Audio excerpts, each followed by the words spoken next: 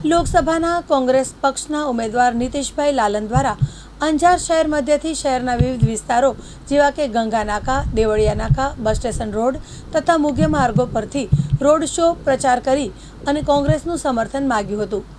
આગામી દિવસોમાં કોંગ્રેસ પક્ષની કેન્દ્રમાં સરકાર બની રહી છે ત્યારે અંજાર શહેરની પ્રજાને જે તકલીફો છે તે તકલીફો નિવારવા ખડેપગે રહેવાનો કોલ આપ્યો હતો અને ભૂકંપ બાદ અંજાર શહેરને ભાજપના સત્તાધીશો અને ધારાસભ્યોએ નરક જેવું બનાવી રાખ્યું છે।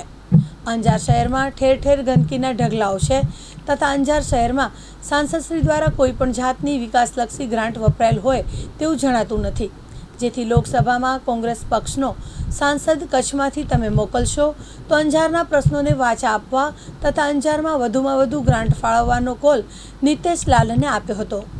આ ઉમેદવારશ્રીને અંજાર શહેરના વિવિધ વિસ્તારોમાં વેપારીઓ દ્વારા બહોળો આવકાર મળ્યો હતો।